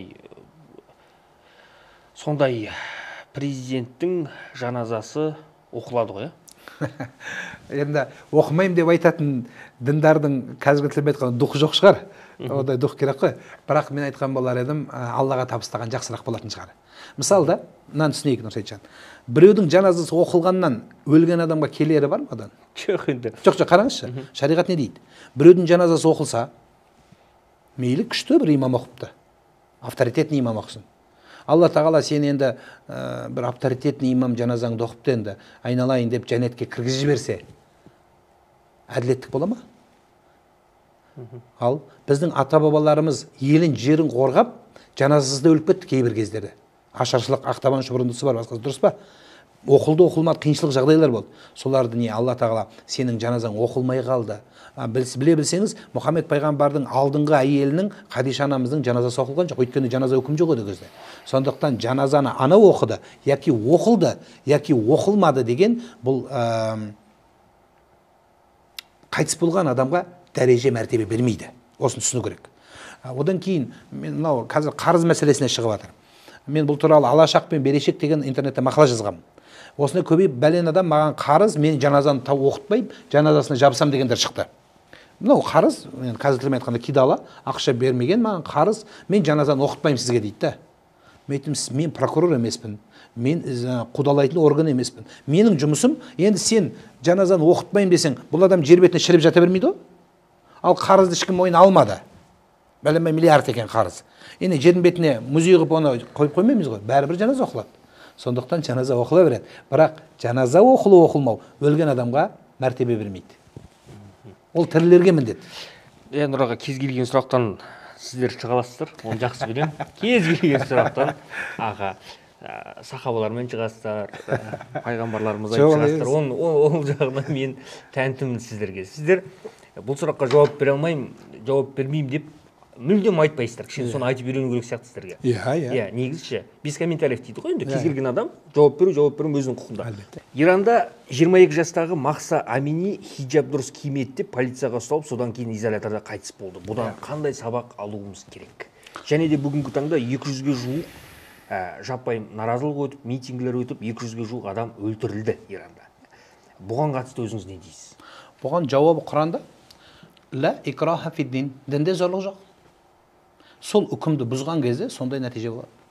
Зорлап бәрін хиджаб киюге міндеттісің деген үкім жоқ. Үкім жоқ. Өзі біледі, ол өз жауабын өзі береді. Не шаруаңыз бар? Сіз баланы ұрып тепкілеп, аузын майыстырып, ол мұсылман қылмақ пеңіз, бір әке зорлапты баласын, намаз оқы деп. Содан баласын ұра бергенде баласы айтып, енді ұрып фатиха оқытшы депті. Намаз бұзып кетеді, орамайды ғой. Сондықтан ондай нәрсе жоқ. Ол орамалға келсе де өзінің сана сезімдік деңгейінде, имандық деңгейінде келу керек. Ата-ана соған тек қана жол көрсетіп беру керек. Болды. Ал мемлекетпенен сен мынаны киюге міндеттісің, немесе міндетті емессің, жоқ барлығың былай жүресің дегенде болмайды. Адамның өзінде, біздің конституциямыз өзі солай емес пе? Адамның өз еркі бостандығы болу керек. Ал енді ол білеміз, Ирандағы жағдайда әсіресе осы мынау зорлықтың Құдайдың әмірін бұзғандығы үшін осындай нәрсе келді. Қазір Сауд Арабияңызда да сондай еркіндік берілді, өзің білесің. Бірақ енді бір мешіттің ішіне кіре алмайтын шығар, бірақ қаланың ішінде жүре береді, ешқандай мәселе жоқ. Әркімнің өз құқығы демек. Бабаларымыз Құдай кешіргенмен әруақ кешірмейді деп жатады. Жалпы әруаққа сенуге бола ма? Неге болмайды? Аруақ бар әлем ғой. Адам өлген ата-бабамыз бәрі аруақ болмағаны не болды? Мәселе сыйынуында. Бірақ аруақ сыйлаған елміз біз. Біз Құранымызды, шелпегімізді аруақ риза болмайды деген оның ақысына кірме деген сөз. Өлді разы болмайды деп айтпайды. Біз Құранымызды оқып, шелкемізді тартып, батамызды бағыштап, тіпті өлген ата-бабамызға дейін қажылыққа барған елміз біз. Өліп қалған ата-бабамызды қажы қылған елміз. Сондықтан ол бар нәрсе аруақ сыйлау керек, құрметтеу керек, бірақ сыйыну, сұрау бір Құдайдың өзінен болу керек. Ахмет Байтұрсынұлы атамыз Байтұрсынұлы не деп айтады? Бір Аллаға сыйынып кел балалар оқылық дейді. Қазақта жаңа сіз айтқан, әсіресе оңтүстікте сол атпен таралған Құдай тамақ деген сөз. Кім үшін? Құдайдың ризалығы мен аруақтың ризалығы үшін. Аруаққа сауап жетсін деп беріп жатыр. Бізде аруақ тамақ деген бар ма? Қазақта жоқ ондай. Құдай тамақ деген сөз бар. Демек Құдай үшін сауабы аруаққа бағышталады. Бірақ осы өлді разы болмай тірі байымайды деп жатырмыз ғой. Бүгінгі таңда кейбір азаматтар әкесі өмірден, шешесі өмірден өткен кезде ойбай басына тас қоймаймын, ол ширик дейді. Қоймаймын мен дейді. Енді біз пәленді күн деп дос ретінде ештеңе айта алмаймыз. Айтайын десек, біз тыңдамайды. Жалпы бұл біздің өзіңіз білесіз, қай қабірге барсақ та, қай ауылдың қабіріне барсақ та, шама келгенде тас орнатып қояды. Өйткені басына бар топырақ тастайды. Ертең балдарына айтады, міне менің анам жатыр, менің басқам жатыр деген сияқты. Осыған байланысты өзіңіз не айтасыз? Біріншіден, біз үшін қажылық Арабия авторитет бой түзейтін мемлекет емес. Осыны түсіну керек. Бізге Құран, пайғамбардың хадисі және ата бабамыздан келе жатқан дәстүр бар. Бізді сан жаққа соқтырмай осы күнге дейін алып келген осы ұлы екі ескек. Ал енді қазақ халқында балаға ұрысқан кезде ең соңында не дейді? Сен маған ақтас көктас қоятын бедің дейді. Демек, бұл сөз ақтас көктас бар дүние. Бірақ қазіргі заманның бақталастыққа таласып, сонау ішіне видео камера қойып, есік терезе шығарып, зәулім сарай жасаса, сол нәрсеге дініміз түбегейлі қарсы. Ал жалпы ақтас көктас қойып, балаларға бір белгі болсын, бата қылсын, келіп мына жерде осындай әлемді қолына ұстаған атаң, дүниеге келтірген әкең осы жерде жатыр деген алақан жайып бата қылатын бір тоқтам жер болу керек. Негізі қазақты тоқтатқан, ертеде бізде мешіт көп болмаған, бізде қабір болған. Сол жерге келіп жиналған, рухта сөзде Құран оқыған, жырағы кеткендер әкемнің басына барып шығайын деген бізде ұлы сөз бар. Сондықтан тас болу керек, белгі болу керек. Бірақ оны тым үлкен қып, жаңағы мәрмәрден әспеттеп, жеріне дейін тіпті анау барлығын мәрмәр қып үстін жауып тастағандар бір дұрыс емес. Жаңбыр жауып, үстіне Алланың рахымы жауып, аты, заты жазылып тұру керек. Жақсы. Рахмет. Дін адамдары Құдайдан асқан мейірімді, Құдайдан асқан кіршіксіз таза жан жоқ дейді. Ал бүгінде Украинада, Африкада қаншама періште пәк балалар қырылып жатыр. Оны өзіңіз де көріп отырсыз. Сіздің ойыңызша неліктен Құдай тағала оларға араша түспейді? Бұл жерде Құдайды емес, адамдардың әділетсіздігі. Сол Құдай бір ғой енді. Әлбетте, Құдай, олардың Құдайы, біздің Құдай жоқ. Бәрі. Бәрі Аллах Тағала біреу. Құл хуаллаху ахад, Алла жалғыз өзі, біреу өзі. Сондықтан сенікі менікі деп бөлген емес, бірақ сенім наным олардың бөлек. Біз оларды мұсылман деп есептемейміз. Бірақ біздің сенім нанымызда мұсылман емес адамды да өлтіруге болмайды. Өзге елге соғыс ашқан дұрыс емес. Тек қана қауіп төніп, сенің жеке мүддеңе, арыңа, намысыңа, желіңе, жерің мен үйіңе, отбасы, мал дүниеңе қиянат келген кезде, оның өзі кім көрінген ашамайды. Патша ашады соғысты. Халық соған ілеседі. Ереже солай. Ал енді басқа жерде барып соғысу бұл жөнге келмейді, шариғат жүзінен де келмейді, мұсылмандық жөнімізден де келмейді, дәстүрімізге де келмейді. Сондықтан айтқан болар едім, бұл Алла Тағаланың әділеттігі, оның түбінде не барын уақыт көрсетеді. Біреудің, қазақ айтқан жақсы сөз бар, біреудің азабы, біреудің ажалы деген сөз бар. Мысалы, екі машина соқтықты. Былай қарағанда екеуі де жол жүру ережесін бұзған жоқ. Бірақ неге өліп қалды? Ол өлмеу керек еді ғой. Немесе майып болып қалды, бұндай болмау керек еді дейтін болсақ, онда бұның түбінде Алланың әділетсіздігі болып шықпады. Жоқ. Біз тағдыр деген нәрсеге сенген адамбыз. Алла Тағаланың бұйрығы бар. Жеп ішілетін ризық нәсібен тапсылуы бар. Одан кейін бұл жерде, жаңа сіз айтқан мәселеде әділетсіздік бар, белгілі бір адамдардың мүддесі бар, және ортада екі түйе сүйкенсе өлетін шыбын бар. Жоқ, бейкүнә сәбилер қырылып жатыр ғой деймін да. Енді бейкүнә сәбилер ауырып та өліп жатыр. Мысалы, былай қарасақ.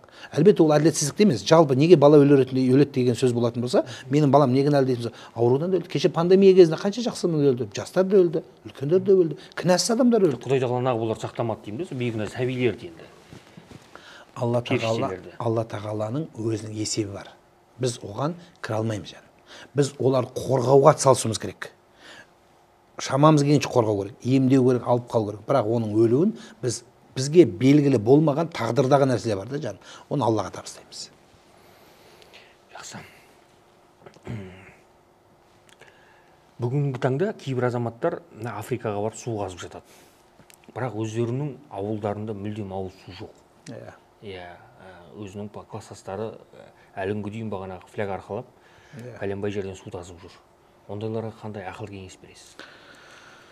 Бұл кішкене даңғазалық, атың шықпаса жер өрте. Өзі суға, оларды суға мұқтаж шын мәнінде. Бірақ сұрақта, сондай адамдарға сұрақ қойғым келеді. Олар өз көзген өліп қалған жоқ, су жоқтар. Аман топ өмір сүріп жатыр ғой. Мүмкін қара су ішіп жатқан шығар. Қара су ішсе де Алла олардың иммунитеті сол дәрежеде, оны сол лай суды біз бәріміз өз ауылда іштік қой. Бүйтіп майкаңызды қойып су ішкен өліп қалған жоқ біз сол кезде. Ол кезде су жарған жоқ едік. Бірақ соларды қорғайтын иесі бар. Сол үшін айтқан болар едім, жақсылықты өзінің еліне жасаңдар. Өз туысқанымызды жазайық. Сенің бірге туған бауырыңның, нағашыңның баласы аяғына кетін бәтінге таппай жүр. Сіз 100 мыңның ресторанда отырғанда мәзсіз. Үстіңізге киген киіміңізге мәзбіз. Немесе жаңа Африкаға садақа беріп жатқандарға мәзбіз. Қазір анау Меккеге барады шығарып салғандарға мәзбіз. Қою керек осы нәрсені. Неге бар оны? Алла Тағала берсе, еліңді жарылқа, өзіңді жарылқа. Садақаның ең жоғары қайсысы дегенде өзіңе істелген садақа дейді. Өз жақындарыңа істелген. Тек қана өз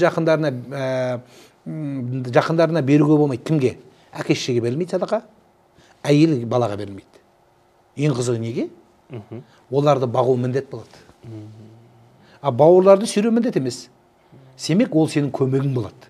Сол үшін бауыр, қарындас, ол оңға солға бере бересіз. Жоғары қарай әке, ата, әжеге оларға берілмейді садақа. Бала, немере, шөбереге берілмейді. Садақа берілмейді. Жоғары төмен берілмейді, оңға солға бере бересіз. Қазақтың даналығы, андай керемет. Екеуімен босану харам ба? Шариғат өлшеп берген нормасы бар, сол шеңберден болмау керек. Яғни еркек әйел өзі табиғи Құдай берген жолмен бала көтере алмаса, белгілі бір дәрігердің, сенімді дәрігерге жүгіну арқылы екеуімен бала босануда тұрған еш нәрсе жоқ. Бұл ғылым. Қазірдің отырып қалған қыздар екеуімен көтеріп жатыр. Ол ердің қатынасынсыз немесе жаңағы банк сперма деген нәрсе бар, ұрықтық банк сперма арқылы бала көтеру арам болып есептеледі. Арам. Шариғат түбегейлі тыйым салған. Дұрыс емес. Неке болу шарт, ер адам болуы шарт, және сол ер адамның денсаулығы болмағанда ғана сол ер адамның ұрығы немесе таласты бір нәрсе бар, әйел жатыры жарамаса, онда басқа әйелге салуға суррогаттық қай жағдайда болады, таласты мәселе дейді, бірақ бұған рұқсат беріледі. Бұл екінші некеде болады.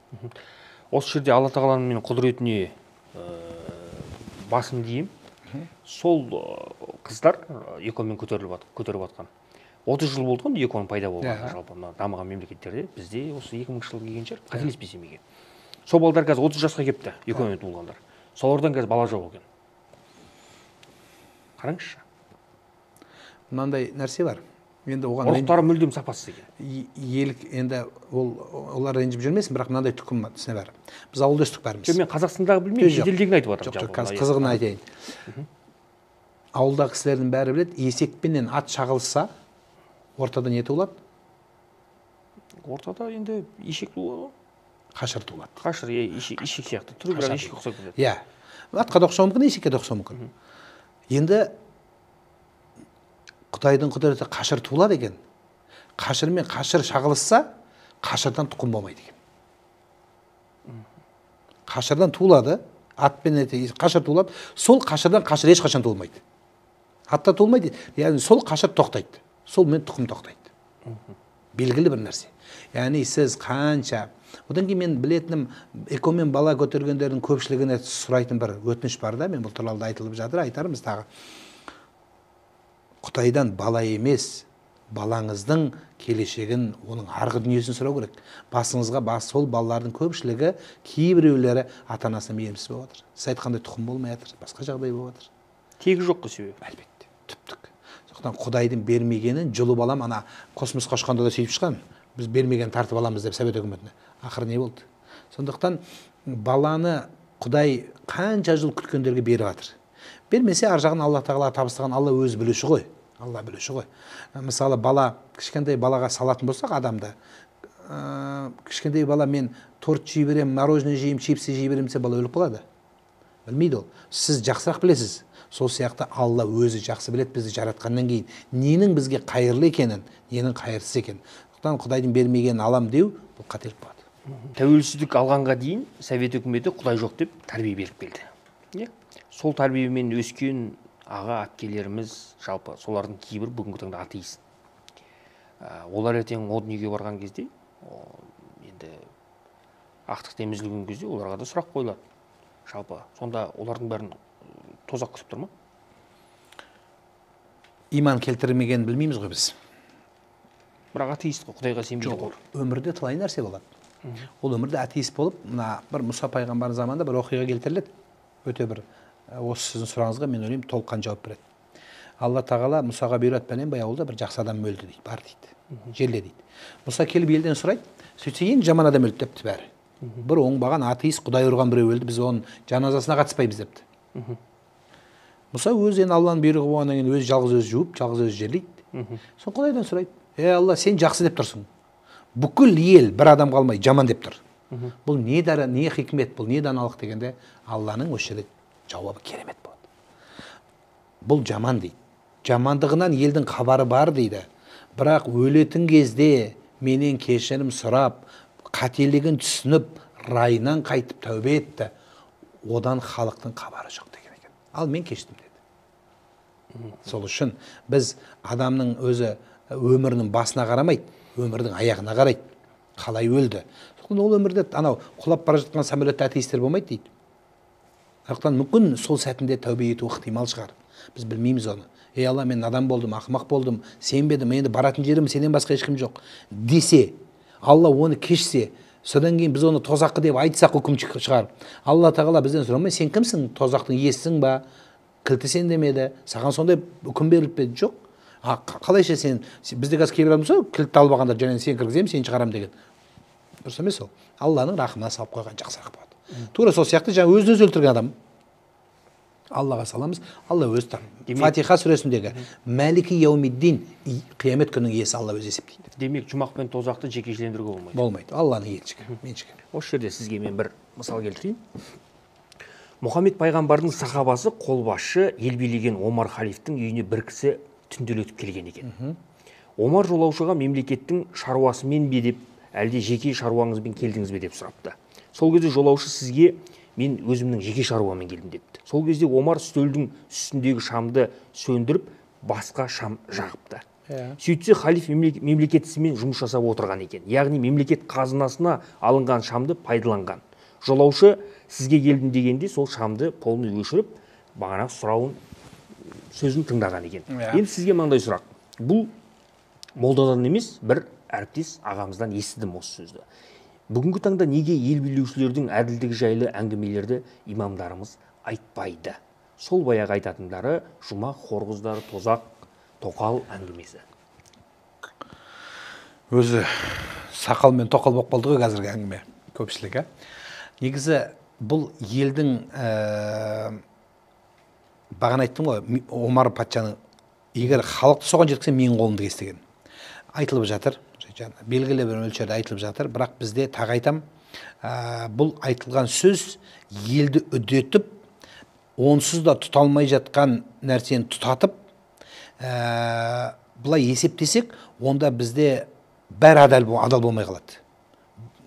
Бүкіл нәрсеге тиісуге болады да, былай стол бұның өзін неге бұлай қоясың деп айта береді. Кім көрінген? Көпшілік ыңғазбайды, ыңғазса тура қазбайды деп Қазбекке айтқан. Сондықтан белгілі бір данлар, біз өзі қазір халық іріктеліп келе жатыр. Жастар іріктеліп, өсіп, мына 30 жылдың жемісін көріп отырсыз, қандай өзгерістер болып жатыр. Енді өзім ойлаймын, осы жаңа нәрсе келетін шығар. Біздің халық соған әбден лайықты деймін. Келеді Құда қаласа. Біз соған сенейік. Біз соған әрекет жасайық. Біздің уағыздарымыз қазіргі айтылып жатқан бұның бәрі бар түптің түбінде. Ал енді бұл уағызды сол жаңағы оқыған адамыңыз қайдан оқыды? Енді оны мен сұрамаппын қайдан? Діннен оқыды. Сол дінді алып келіп уағыздап отырған кім? Имам. Мүмкін мешітте ол сіз түспеген шығарсыз. Бірақ барлық деңгейде бұл нәрсе айтылып жатыр. Мүмкін кейбір кезде жаңағы елдің дұрыс түсінбей қалуы мүмкін кейде сондай сәтке түсіп қалатын шығар. Жаңа хорғыздар бір нәрсе деген сияқты. Бірақ хорғызды қазір қоя тұру керек. Біздің кайфымыз хорғыз емес. Иә, мына дүниедегі жағдайды реттесең ғана хорғыз болады. Одан кейін жаңағы әділеттік жайлы. Бізде не? Семьяда әділеттік бар ма? Не мемлекеттік әділеттікті айту үшін? Біздің семьяда балаларымыздың ортасында әділеттік жоқ. Біреуін жақсы көреміз, біреуін шешесі бөліп алған, біреуін әкесі болған, түрі жаман, бір нәрсе болса, нағашыларынан тартқан. Біздің семьямызда әділеттік бар ма? Бауырларымызда әділеттік бар ма не соншама? Айтыңызшы. Біз сонша дәрежені қалаймыз. Оны балық басынан шірейді, дұрыс. Бірақ түзелгенде қай жағынан түзеледі? Тазалағанда. Құйрығынан тазаланады. Біз өзімізден бастауымыз керек. Мен лайықтымын ба? Менің семьямда маған тәуелді болған адам. Біз патшадан сұралмаймыз. Патша халықтан сұралады. Біз патшадан сұралмаймыз. Бұл осындай заңдылық, Алланың қойған заңдылық. Біз өзімізден сұраламыз. Бізге тәуелді болған баламыз, әйеліміз, жанұямыз осыдан сұралмаймыз. Біздің жанұямызда арақ ішіліп жатса, біздің әкенің сөзі өтпей жатса, әкенің өзі әйел сабап жатса, өзінің қол астындағысын Құдай аманат қылған. Біз қайда барамыз? Онда мемлекеттік, мен мына қазір алқа билерді құрып жатыр ғой бізде кейбір жерлерде. Өткенде бір ақсақал қылып сайлапты біреуді. Өзі қатынын сабап жүргенін жақсы білеміз. Атақты бір би. Қайсы, Омар ма? Жоқ, айтпай қоқ. Өзінің әйелім Құдайдың құттығын жазады маған. Неге үйтеді? Неге сөйтеді? Сонда ол өзі, біз сол үшін айтам, бір адамға ғашық болмаңыздар. Бір адам ол инстанция емес. Оның керегін алу керек. Біз еліктеуіміз, бірақ оны көмел қылып Құдай қылып алмау керек. Ол пенде жер бетіндегі. Ол қателеседі. Ол алжасады сөзінен. Сондықтан біз семьямызды түзесек, өзімізге түзесек, сонда одан жоғары түзеледі, және мемлекет түзеледі. Сол үшін түзетуді ең жақсы адам өзімен алысқан адам дейді. Мәселе солай. Жақсы. Нұраға рахмет. Нұраға кезекті бір сізге сұрағым, жұма сайын Құдайға шүкір мешітке барып тұрамын өзімде. Жақсы. Сол кезде жұма намазы тыңдаған кезде мен өзім байқағаным енді. Біздің имамдарымыз екі қолға бір күрек табылады. Тірлік жасаңдар. Қазақтың жігіттері бай болыңдар. Өзгелерден кенде қалмаңдар. Ғылымға, ілімге ұмтылыңдар. Иә, шаруа істеңдер. Самолет соғылмасақ, самолеттің дөңгелегін жасаңдар. Мәшіне шығарылмасақ та мәшіненің дөңгелегін шығарыңдар деп айтатын бір имамды көрген жоқпын. Барлығының айтатыны, енді Құдай өзі кешірсін, зекет беріңдер, беретін нәрселерін көрсетпей беріңдер, грамотно кеп қалтаға сал, оны өзің жоққа шығармайсыз. Қайда барамыз? Сол айтатынымыз бағанағы шынымен де әркім өзі үшін жауап береді. Әркім өзі ана дүниеге барғанда әркім өзі үшін, өзінің істеген қылығы үшін Алла тағаланың алдында жауап береді тізерлеп отыр. Ол сол кезде бағанағы имам соның қасында тұратын сияқты да. Әлбетте. Мысалға, жоқ, мен имам айтады, тозаққа барасың, жұмаққа бару керексің, сол үшін деп. Мен осыны айтыңызшы. Дұрыс емес ол. Халық еңбектенбейінше, ғылым білім қумайынша, мен өзім ойлаймын, жаңа бекер айтқан жоқпын, жастар өсті деп. Қазір жастар имам таңдап, уағыз таңдайтын болды. Бір сөзді жеткізіп берудің де өзіндік бір өнері бар. Сол үшін жаңағы тек қана жәннетті айта бермей, халықты еңбекқорлыққа, мүмкін әділеттікке, адалдыққа, одан кейін ең негізгі айтайын дегенім үмітін үзбеуге жалғау керек біздің дін қызметкерлер. Үмітін жалғап беру керек.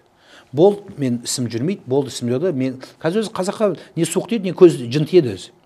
Барлығының жын тиі, жын, барлығы жын. Баяғыда бір қызды дем салып алып кепті. Сол молда ұрыпты жаңа бір молда. Сөйтсе жаңа неге ұрып атсың десе, сен атың Әйгерім депті балаға.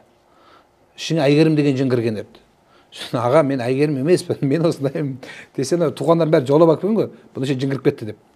Болған шығар бір нәрсе, бірақ сен Әйгерім. Содан кейін екінші молдаға барса, анау жігіт сразу айтты. Ұрмай ақ қойыңызшы, мен Әйгеріммін депті. Неге өйтіп айтып отырсың? Енді сен де ұратын шығарсың, Әйгерім деп алдын ала айта бердің деген екен. Сондықтан қамшымен сабай берудің одан нәрсесі жоқ.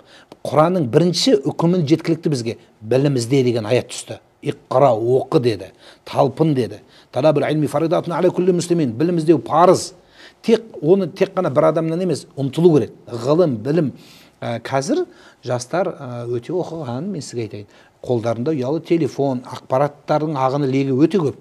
Сондықтан сіз мүмкін естіп атқан, мен сізге кеңес берген боларым, сіз тек бір мешітке бармаңыз.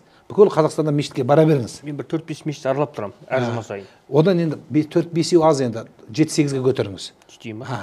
10 шақты мешітке көтеріңіз. Бұның өзіндік те сауабы бар. Сіз қанша көп мешітке басыңызды қойсаңыз, сонша жер нұрланады. Бұл біріншіден. Екіншіден сізде таразы пайда болады. Салыстырмалы түрде көресіз. Одан кейін ары қарай өзіңізге жол көрінеді. Не араб болмадық, не таза қазақ болмадық. Осыған байланысты не айтасыз? Алдағы бұйырса 30 жылдықта біз нені түйуіміз керек? Өткеннен қандай сабақ алуымыз керек? Біздің ұлы халқымыздың екі қазынасы бар. Біреуі дін, екінші дәстүр. Осы дәстүр мен дінді жанастырып, өмір сүріп, қайықтың екі ескегін ұстасақ, біз өткен күнімізді де қуып жетеміз, қателігімізді, алдымызда бағытымызды да дұрыс қойып аламыз. Егер біз тек қана дінді ұстай берсек, онда қайық бір орында тұрып, жаңа сақал мен тоқалдың маңайынан шықпай қаламыз, айланып. Ал егер біз тілді де тек қана қуалай берсек, онда руханиятымыз әлсіреді бізде. Қазіргі мынау кейбір ұлтжанды емес, ұлтшыл болып көрініп жүрген азаматтардың тек қана дәстүрді ғана қолдауы, бұл түбі ол дәстүр деген әркім әрқалай айтуы мүмкін. Мысалы біздің оңтүстікте бір дәстүр, солтүстікте бір дәстүр. Оның барлығы сол ұлттық мұрағатымыз, ұлы қазынамыз дінмен жанасу керек. Сол үшін біздің нағыз қазақ ол мұсылман қазақ, нағыз қазақ ол патриот қазақ, нағыз қазақ ол ұлтжанды қазақ, нағыз қазақ тілін, жерін, ұлтын бермеген, сол үшін тұрып беретін қазақ. Анау көшеге шығып айғайлайтын қазақ емес.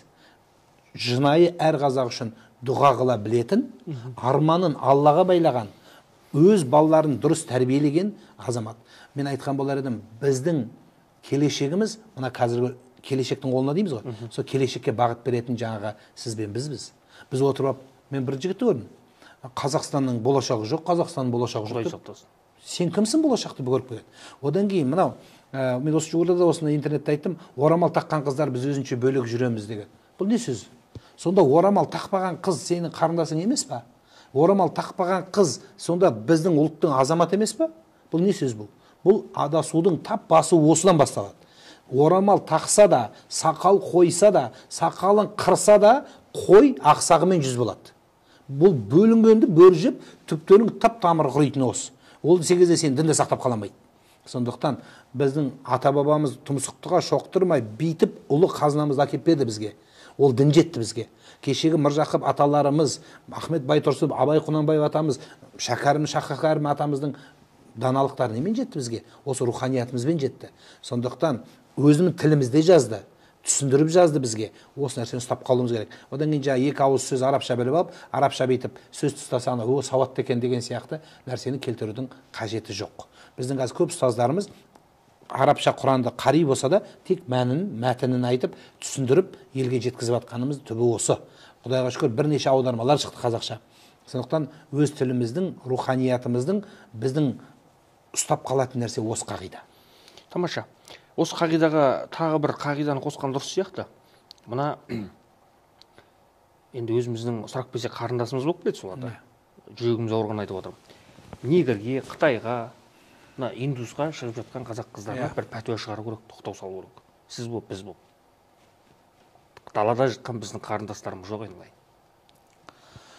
Бұл нәрсе бар, бірақ бұны мына жаңағы анау мынау десек те, сол Сауд Арабиясындағы қызды сіз аламайды екенсіз. Аламаймыз. Түркмендерден аламаймыз. Аламайсыз. Алсаңыз сізді сол мемлекеттің құлы қылып қояды. Мемлекеттің емес, сол елдің құлы қылып қояды. Соның қызметінен шығамайсың. Тимейді де ғой бізге. Жоқ, тисе де сондай стандартта қойып тастаған, ол тек қана жатып алып армандайтын болады. Сол үшін оған жоламайды. Сол өзге мемлекеттерде сауда істеп жатқандарға сөйлем, алмайсың олардың қызын десем, құрып кетсін дейді. Бұлар бізге әйелге жарамайды дейді. Одан кейін бұл жерде бір мәселе бар да, біздің ол қарындастарымызда бақытты болуға құқылы ма? Жоқ, енді жоқ, жалпы құқылы ғой. Құқылы ғой. Сол үшін бірінші ол қыздан бұрын біздің еркектердің намысын көтеру керек. Ол қызды төмен түсірмеу керек. Ана Атырау облысында тұрмысқа шыққан, өзге ұлтқа тұрмысқа шыққан, қара нәсілге шыққан қарындасына айтқан сөзі әр қазаққа ой салу керек. Сен бөшкесің деп айтқан деді. Сен толықсың деп айтқан. Мысалы, сөздің ашығы, толық қызға қай жігіт үйленеді айтыңызшы? Оған білмеймін енді, жүрегі сондай килограммды жүрек болу керек оған.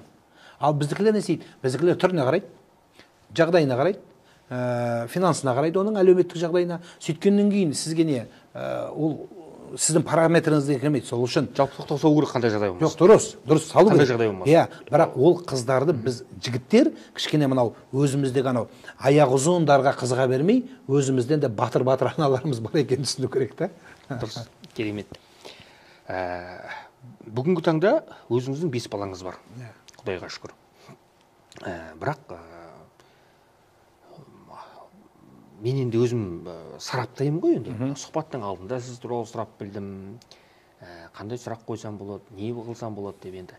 Көп сұрақ көп, бірақ оны сізге қойғым келмейді. Орныңызда басқа біреу болса қойғым келетін еді. Қоятын едім ол. Өйткені сіз сияқты азаматтардың біз жерге қаратпау керекпіз. Сіздер аман болыңыздар. Елге қызмет етіп жатқан шынайы азаматсыз. Біз мына өмірде мәңгі емеспіз. Ертелі кеш баратын жеріміз. Ертең ақыретте сіз көзіңізге елестетіп қараңызшы. Алла тағаламен жүздескен кезде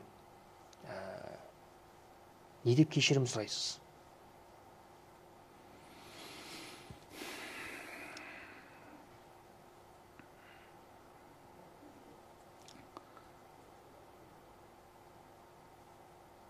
Әділетті бола алдым ба? Жоқ, Алланың дінін жеткізуде әділетті бола алмадым ба? Қорқақтап бұғып қалдым ба? Құдайдан қорқудың орнына жағымпазданып сөз сөйлеп кеттім ба деген қорқынышым бар. Негізгі өз шынайы қорққаным сол. Өйткені хадис келеді, ол біздің көп дін имамдарына қатысты шығар. Бір адамды шыңғыртып тозаққа тастайды дейді. Ой, мынау дауыс таныс қой деп жүгіріп келсе, уағызды айтып жүрген адам болады дейді кітапта. Бірінші солардан басталады сұрақ. Өйткені өзі айтып, өзі сенбеген, өзі айтып, сол нәрсеге өзі амал қылмағандар кездеседі екен. И баршылық ода. Құдайым солардың қатарына қоспасын деймін.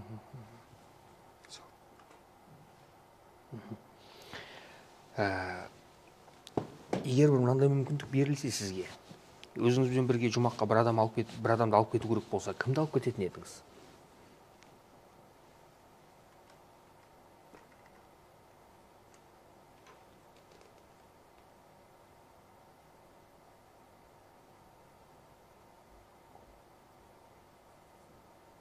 Анамызды алатын шығармыз.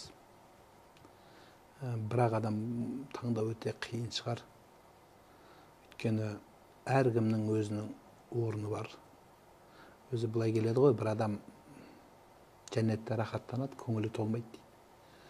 Неге көңілі толмайды десе, менің жақыным, анам, қарындасым, әкем, бауырым, тіпті әйелім, осындай өмірлік жарын бола білген әйелім тозақта түсіп жатса, шыңғырып, сіз кайып болып жәннетте жүре аласыз ба? Сондықтан сол бірдің орнына аз болса да қанша адам кірсе, соған Аллах Тағаладан кімде болса да жеңілдік болуын қалайды. Мүмкін бір адамды алып кіру емес, қиналған адамдарға да жеңілдік болуын қалайды. Бірақ бәріне болған дұрыс шығар. Анаңыз де, әйеліңіз емес, әкеңіз емес? Таңдау қиын. Өйткені анам өмірдің сыйлады, рас. Бірақ өмірде бағыт берген болса, әкем орны бар, бауырымның орны бар. Қазіргі маған үрімбітақ Алланың әмірімен беріп, тәрбиелеп, қасында бір жастықта екі еркек жатамайды, бірақ бір жастықта бір әйел, бір адам жатады. Сондықтан жардың да өзіндік бір орны бар шығар. Мен енді маған айтылған бір өзім кісілермен арасында бір керемет бір сөз естіп едім. Алла маған екінші рет өмір берсе, соны осы әйеліммен, осы кісімен қайта өмір сүруге риза едім деген дейді.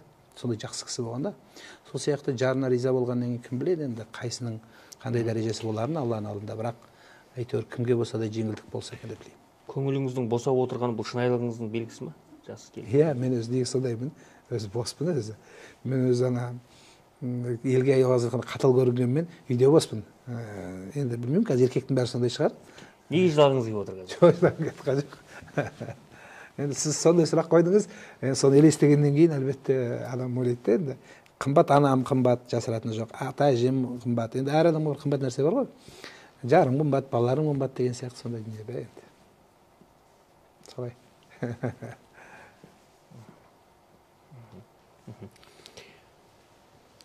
Сізге сұрақтарымның бірі.